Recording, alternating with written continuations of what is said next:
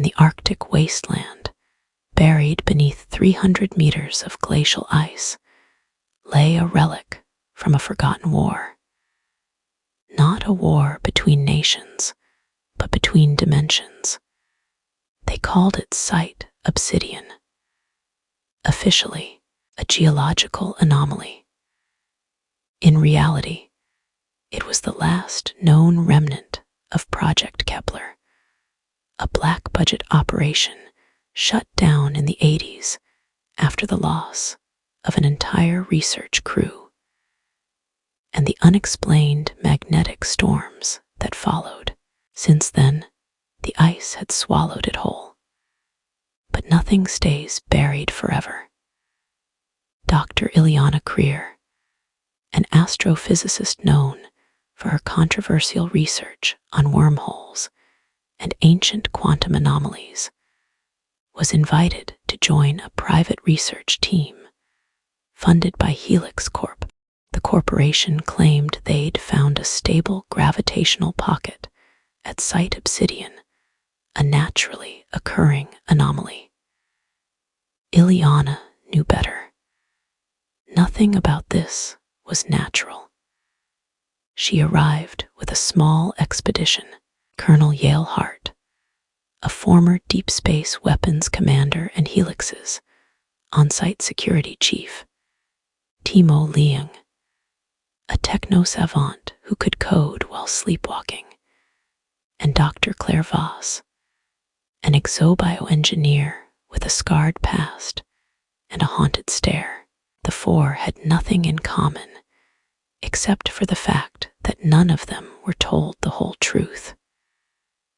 Beneath the ice, the structure loomed, a dome of unknown alloy, obsidian smooth and unblemished by time. In its center, a metallic arch thrumming with low-frequency vibrations. Not a sculpture, not a door, a portal. Timo decoded fragments of its control system, shaped like neural patterns rather than code. "It's not a machine," he muttered.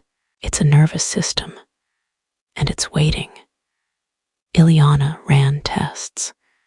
It wasn't just a gateway, it was a lock, holding something back.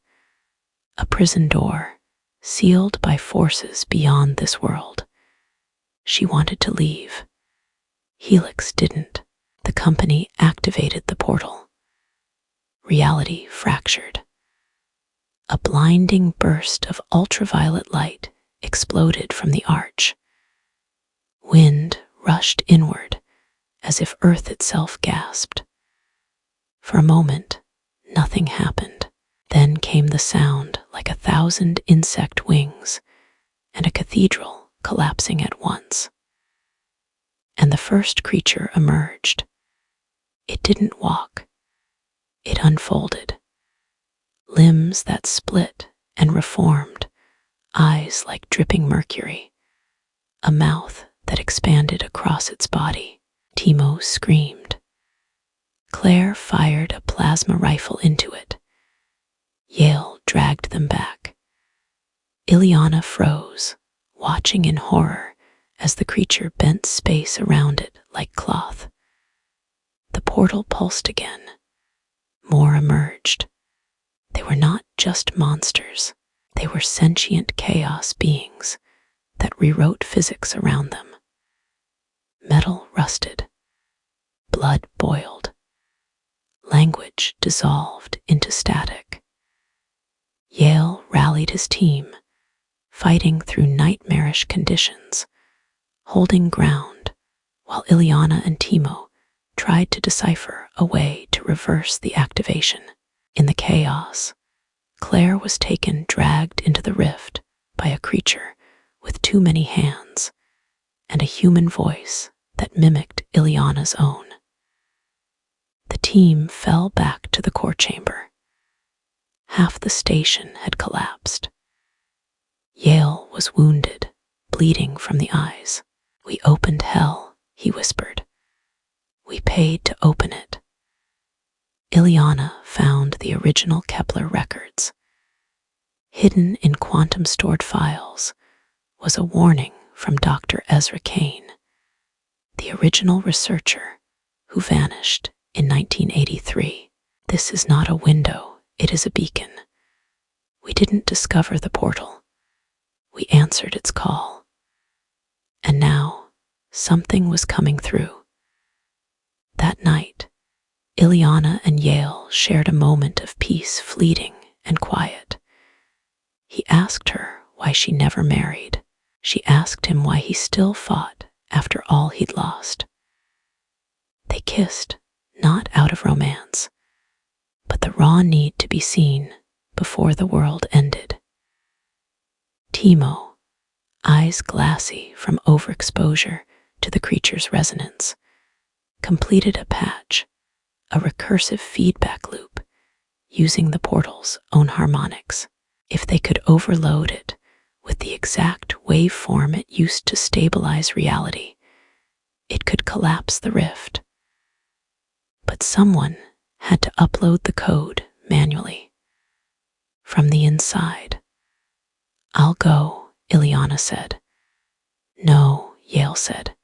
"Yes." She turned to him. "This was my obsession. I unlocked the unthinkable. Now I seal it." Timo helped her upload the command module into a core drive. Yale kissed her again, hard and desperate. "Come back," he said. "I'll try." She stepped through the portal. What she saw inside could never be described. Floating geometry. Oceans of thought. The very shape of fear. The beings noticed her and reached. She ran through a dreamscape of impossible colors, the core drive pulsing in her hands. When she reached the eye of the storm, a swirling nexus of dimensions, she released the pulse. The wave detonated through the portal. Back on Earth, the arch cracked. The dome trembled. The creatures screamed in reverse.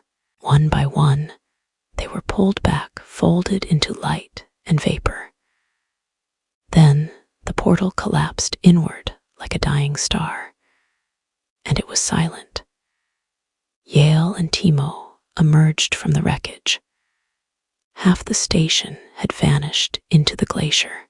Only the upper platform remained, scorched and still. They waited. No sign of Ileana. 3 days later, when rescue finally came, Yale stared at the ruins and said only, "She closed it." The world never learned what happened at Site Obsidian. Helix scrubbed the records. Officially, it was an icequake. But Yale knew better. He left the corporation and vanished. A year passed.